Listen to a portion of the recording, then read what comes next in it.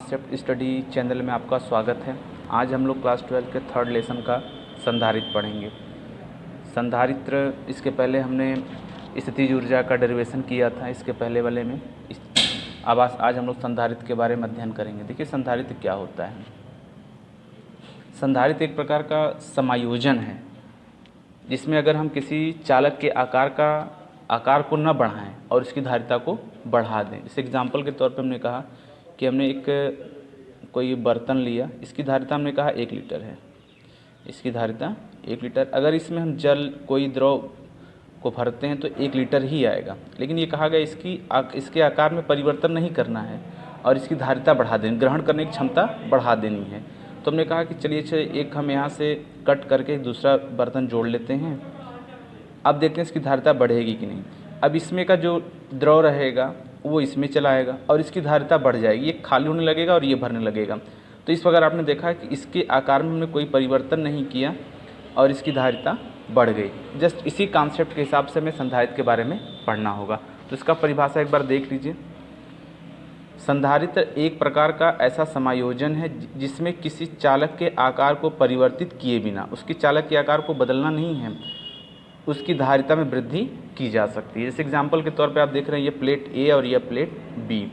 प्रेरण के कारण यहाँ अगर हम ए पर प्लस क्यू आवेश दे दिए तो प्रेरण के कारण बी पे माइनस चार्ज अपने आप आ जाता है। अब जितना चार्ज इस पे होगा उतना ही माइनस चार्ज इस पे होगा। अब हम इसके आवेश को बढ़ा नहीं सकते, लेकिन जैसे प्लेट बी को हमने अर्थिंग कर दिया, अर्थिंग मतलब भू संपर्कित कर दिया, तो इस प्रेरण के कारण इसके चार्ज इस पे आएंगे और यह चार्ज पृथ्वी में जाके न्यूट्रल हो जाएगा और ये इससे चार्ज फिर लेना शुरू करेगा। यहाँ पर हमने देखा जितना प्लस उतना माइनस था, अब ये ले नहीं सकते थे, लेकिन जब इसको हमने यहाँ ऐसे जोड़ दिया तो यह चार्ज इसको देने लगा और यह न्यूट्रल करने लगा। इसकी धारिता बढ़ गया, आप इसको देते जाएंगे और ये इसको देगा और यह न्यूट्रल कर देगा और इस प्रकार इस प्लेट ए की धारिता क्या हो गई, बढ़ गई। अगला टॉपिक हम लोग का है संधारित्र के प्रकार। वैसे संधारित्र 5 प्रकार का होता है। संधारित्र 5 प्रकार के होते हैं, लेकिन आपको 5 प्रकार का नहीं पढ़ना है, आपको केवल 2, समांतर प्लेट संधारित्र, गोलीय संधारित्र, यही 2 प्रकार के हमें पढ़ने हैं, बल्कि 3 नहीं पढ़ना है। तो पहला हम लोग शुरू करते हैं समांतर प्लेट संधारित्र। इसके बारे में पहले हम लोग अध्ययन कर लेते हैं। पहला हेडिंग हम लोग का था समांतर प्लेट संधारित्र की धारिता। देखिए इसमें 2 प्लेट हैं, एक प्लेट ए हो गया और एक प्लेट बी।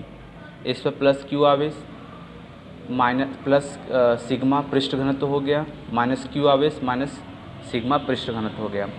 प्रेरण के कारण अगर हम ए पर आवेश देते हैं तो प्रेरण के कारण इस पर माइनस चार्ज हो जाता है। चूँकि हमें धारिता बढ़ानी है तो हमने इसको अर्थिंग से अटैच करा दिया। अब देखिए इसमें थोड़ा सा स्टेटमेंट लिखना पड़ता है, स्टेटमेंट ज़रूरी भी होता है एग्जाम में लिखना। तो कैसे लिखेंगे, माना एक समांतर प्लेट संधारित्र धातु की 2 प्लेट, एक एक्स और एक वाई। हमने पहले माना कि 2 प्लेट लेंगे, जो कि एक प्लेट जो समांतर हैं, एक एक्स और एक वाई, जिनका क्षेत्रफल a² है, एक दूसरे के समांतर तो हैं और इनकी दूरी क्या है, d, इनके बीच की दूरी d है। अब ये कहा जाएगा कि यह जो हम लोग का x प्लेट है इस पर प्लस क्यू आवेश तथा जो ये y प्लेट है इस पर माइनस क्यू आवेश देने पे, तथा इनका पृष्ठ घनत्व प्लस सिग्मा और ये माइनस सिग्मा है। अब इसी के बाद देखिए इसमें चूँकि हमें धारिता निकालनी है, सी के बारे में बात करना है, तो सी के बारे में बात करना है तो सी इक्वल टू हम लोग पहले भी पढ़ चुके हैं, Q/V होता है, उसी के हिसाब से डेरिवेशन होगा। तो चलिए हम आपको सॉल्व करके डेरिवेशन बता देते हैं, डेरिवेशन कैसे होगा इसका। तो सबसे पहले हम इसका वैद्युत क्षेत्र निकालेंगे,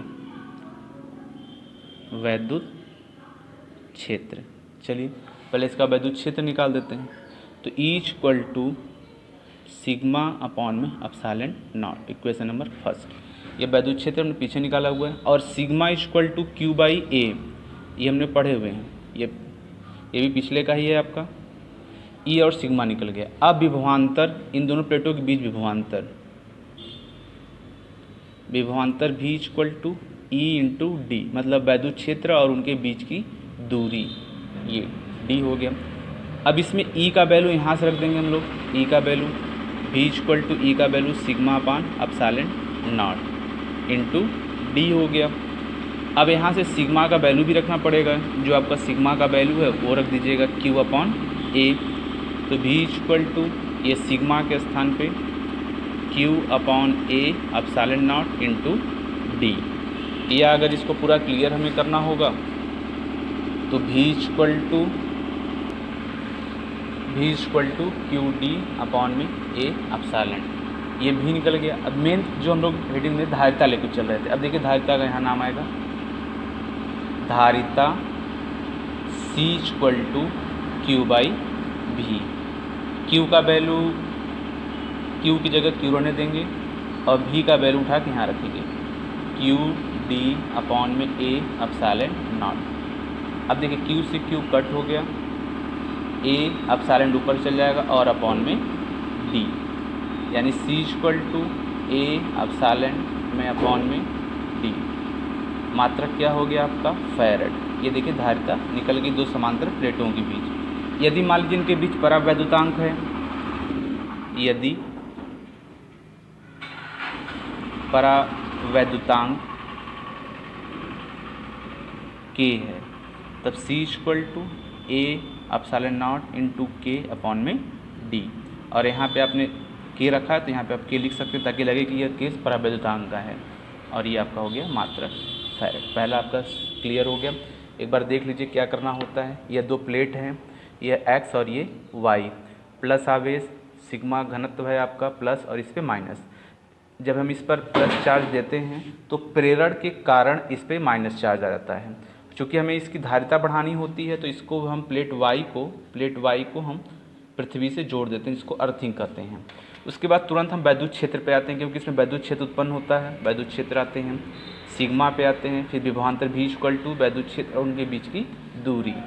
E का वैल्यू यहाँ से रख देते हैं समीकरण 1 से, और उसके बाद सिग्मा का वैल्यू Q बाई ए यहाँ रख देते हैं। उसके बाद इसको बस सॉल्व करते चले जाना है, सॉल्व करते चले जाएंगे। जो धारिता हम ढूंढ रहे थे Q बाई V होता है, Q अपनी जगह V का वैल्यू रख के कट करके ये निकल गया आपका। नेक्स्ट आपका टॉपिक है समांतर प्लेट संधारित्र की धारिता जब प्लेटों के बीच आंशिक विरोध से परावैद्युत पदार्थ रखा। देखिए इसके पिछले वाला जो हम लोग किए थे उसमें परावैद्युत पदार्थ नहीं रखा गया था, लास्ट में बस मान लिया था, लेकिन इस बार परावैद्युत पदार्थ रख दिया गया। देखिए परावैद्युत पदार्थ यही है जिसकी मोटाई आपको T दी गई है। अब हमें बताना है कि जब समांतर प्लेट के बीच कोई परावैद्युत पदार्थ हम रख देते हैं तब उसकी धारिता क्या आती है और उसका मान कैसे होता है। तो चलिए इसका डेरिवेशन थोड़ा हम लोग समझ लेते हैं। चलिए देखते हैं, फिगर से समझ लेते हैं। पहले माना एक समांतर प्लेट है, यह प्लेट मान लेते हैं आप A और इस प्लेट को मान लेते हैं B, या XY लिखा है तो यहाँ से भी समझ लेते हैं। यह प्लेट X है, इस पर प्लस आवेश दिया जाता है तो प्रेरण कार्य से माइनस आवेश उत्पन्न हो जाता है। हाँ याद रखिए जितना इससे प्लस चार्ज होगा उतना ही माइनस चार्ज होगा, आवेश बराबर होते हैं। हाँ विपरीत होते हैं लेकिन बराबर होते हैं।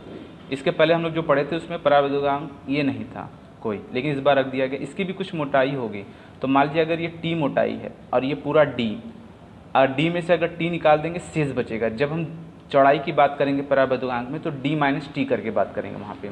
तो लिखा जाएगा माना एक समांतर प्लेट संधारित धातु की दो प्लेटें X तथा Y जिनका क्षेत्रफल A मीटर स्क्वायर है, एक दूसरे के समांतर D दूरी पर स्थित हैं। D दूरी पर स्थित हैं X तथा Y प्लेट और इनके बीच T मोटाई का परावैद्युतांक पदार्थ रखा गया है। अब देखिए सबसे पहले जब हम इसका डेरिवेशन सॉल्व करेंगे तो पहले हम लोग ये बताएंगे कि जो हम वैद्युत क्षेत्र निकालेंगे उस कंडीशन में निकालेंगे जब ये T न रखा हो। तो मान लीजिए हम एयर में निकाल रहे हैं, यहाँ पे T नहीं तो हवा ही है, एयर लिख लेते हैं। ए भी नहीं लिखेंगे तो कोई दिक्कत नहीं है, अपॉन में एप्सिलॉन नॉट। ठीक है। अब अगर परावैद्युतांक T मोटाई का रख दिया, चूँकि K परावैद्युतांक होता है, परावैद्युतांक क्या होता है K और मोटाई T होती है। तो परावैद्युत पदार्थ के लिए परावैद्युत पदार्थ के लिए तो के रख दिया आपने, परावैद्युत पदार्थ के लिए हो गया एप्सिलॉन नॉट इंटू के, ये तो पहले ही जानते हैं। अब जैसा हमने बताया था आपको वायु की मोटाई, अतः वायु पर्त की मोटाई जो हमने आपको लिखा था अभी, वायु पर्त की मोटाई। देखिए क्या होगा, वायु पर्त की मोटाई पूरा कितना है D, उस D में T मोटाई भी रखा गया है। जब हम T को माइनस करेंगे तो वायु शेष बचेगा, तो लिख दिया जाएगा D माइनस T। अब क्या निकालेंगे, विभवांतर। आपको विभवांतर निकालना पड़ेगा। विभवांतर में पीछे डेरिवेशन हमने लिखा था V equal to E D, ये लिखा हुआ था, लेकिन यहाँ पे हमें दो प्रकार की मोटाई मिलेगी। एक मोटाई तो पूरी D मिलेगी हमको, T मिलेगी, और एक जो शेष बचा रहेगा। तो पहले लिखेंगे हम लोग ई एयर के लिए मोटाई कितनी है d माइनस टी, प्लस परावैद्युतांक के लिए ई के, और इसकी मोटाई कितनी है t, ये किसके बराबर, पूरा v के बराबर। अब ई ए और ई की का वैल्यू हमें यहाँ पुट करना पड़ेगा। तो v इक्वल टू ई ए का वैल्यू है sigma upon epsilon not D minus T, plus sigma upon epsilon not into के इंटू टी। अब इसी को हम सॉल्व करेंगे। अब देखिए हमें धारिता C निकालना है, C के लिए V की ज़रूरत पड़ती है। तो V equal to sigma D minus T upon में epsilon naught plus sigma T epsilon naught के। ये अगर हम कॉमन करें तो सिग्मा अपॉन में एप्सिलॉन नॉट बाहर हो गया, डी माइनस टी एक ब्रैकेट में हो गया, और प्लस टी बाई के, क्योंकि यहाँ के बचा हुआ है, ये हो गया आपका। अभी निकल गया। अब धारिता पे आते हैं। देखिए धारिता में निकालना ही है, धारिता C equal to Q by V. अब देखिए ये V का वैल्यू हमें यहाँ पुट करना होगा, तो हमने यहाँ पे Q लिखा, V का वैल्यू जो है पूरा लिख दीजिए, epsilon not D minus T plus T upon में के। यहाँ तभी कुछ कट तो हो नहीं रहा है, ये एप्सिलॉन नॉट ऊपर चला जाएगा। अब इसके बाद हम लोग सिग्मा का वैल्यू भी रख देंगे। तो हम जानते हैं सिग्मा इक्वल टू क्या होता है, Q बाई ए। तो पहले मैं फिर से लिख दे रहा हूँ, हमें क्या मिला था, Q एप्सिलॉन नॉट अपॉन में sigma D minus T plus T by के। Q अपॉन में एप्सिलॉन नॉट, सिग्मा का value Q by A, D minus T plus T by के। Q से Q कैंसिल, आपका A भी ऊपर चला जाएगा, एप्सिलॉन नॉट A अपॉन में D minus T plus T by के। ये आपकी धारिता निकल गई। और इसका मात्रक आपको पता है, धारिता का मात्रक फैरड, याद रख लीजिएगा। और भी मात्रक बताया गया था वोल्ट प्रति मीटर वाला। अब देखिए इसमें आपको स्थिति बताना है।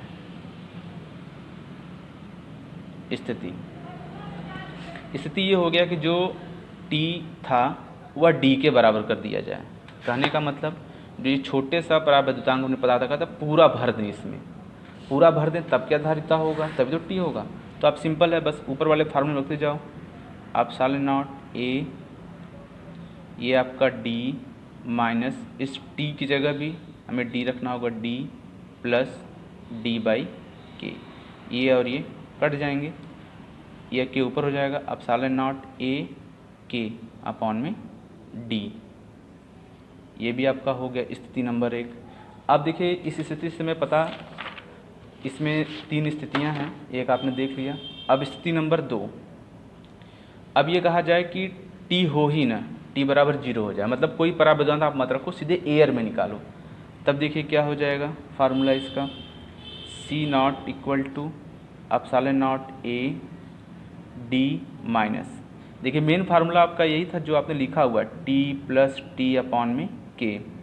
तो एप्सिलॉन नॉट A D हो गया, आप चाहें तो T कॉमन कर लेंगे, 1 प्लस 1 माइनस 1 अपॉन में के, क्योंकि आपने माइनस T को किया हुआ है।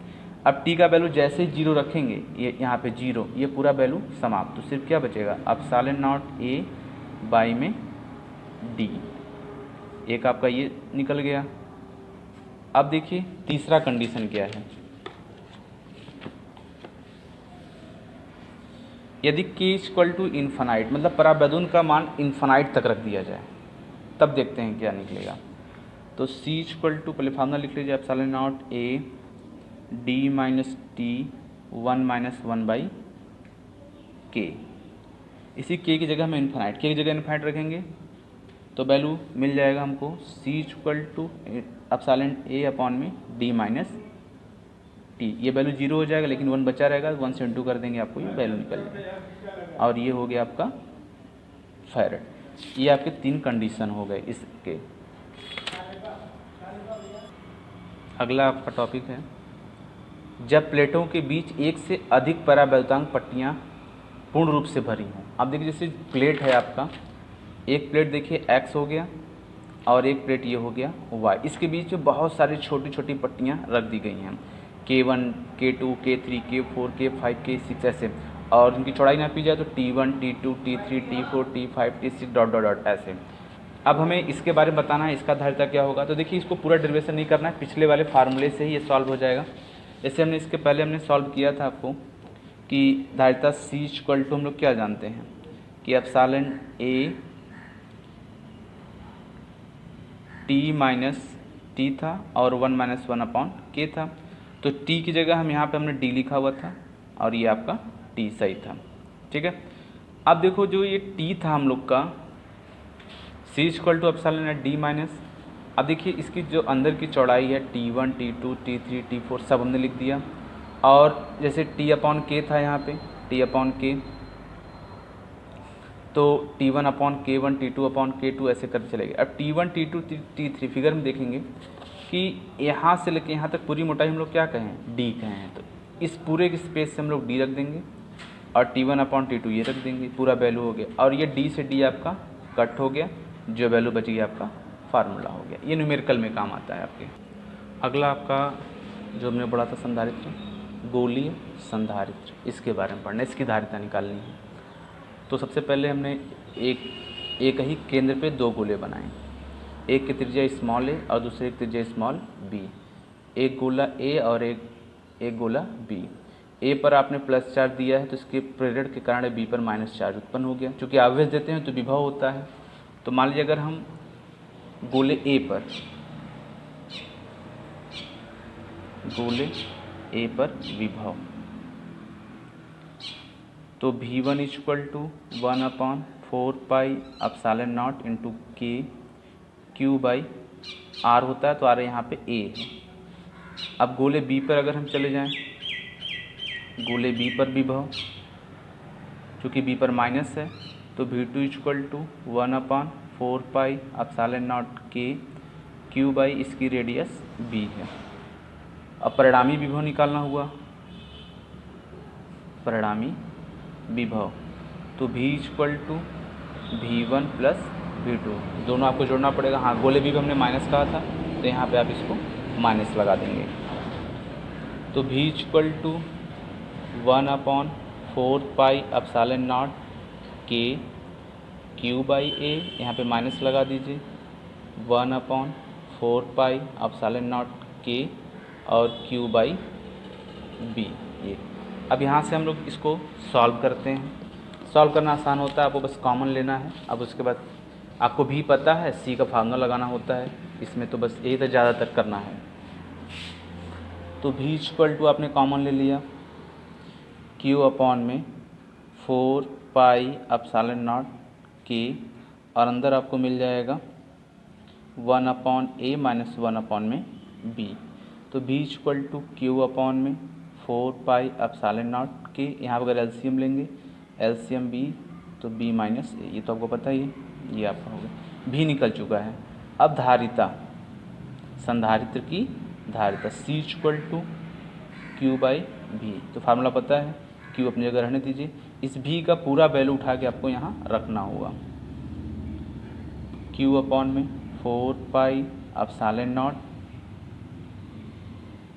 B माइनस A अपॉन में A B, ये और ये कट हो जाएगा। C इक्वल टू, ये पूरा नीचे का वैल्यू ऊपर चला जाएगा, 4 pi epsilon not A B और अपॉन में A माइनस B, या इसको ऐसे भी लिख सकते हैं 4 pi epsilon not A B A minus B, ये पूरा ब्रैकेट में कर देंगे और मात्रक लिख देंगे फैराड। ये आपका होगा गोलीय धारिता के लिए संधारित्र। बहुत हार्ड नहीं है, बस आपको एक दो बार इसको लगा देना है सारे, और सिंपल हो जाते हैं। आज का वीडियो यहीं पे आपका समाप्त होता है। धन्यवाद।